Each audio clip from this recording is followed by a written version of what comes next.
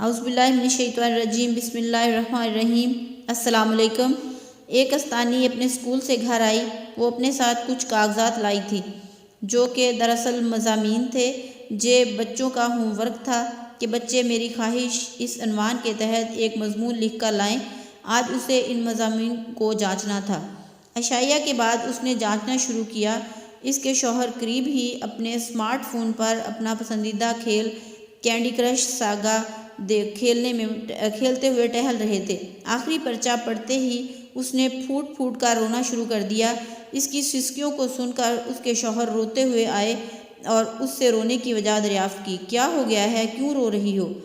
اس نے جواب دیا، کل میں نے بچوں کو میری خواہش اس عنوان پر مضمون لکھنے کا ہوم ورک دیا تھا، وہی جانچ رہی تھی۔ اس آخری مضمون نے مجھے اتنا متاثر کیا کہ میں بے تحاشا رونے لگی۔ اس کا شوہر متجسس ہو گیا۔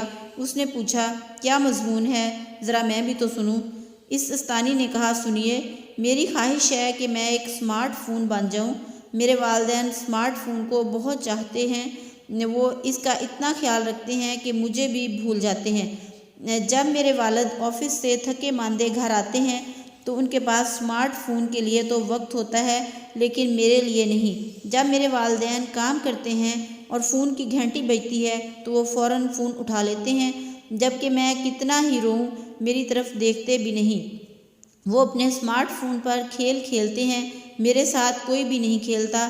جب وہ فون پر کسی سے بات کرتے ہیں تو میری کوئی بات نہیں سنتے، چاہے میں کتنا ہی اہم بات کہوں۔ اس لیے میری خواہش ہے کہ میں ایک اسمارٹ فون بنوں۔ یہ سنتے ہی شوہر بھی جذباتی ہو گیا۔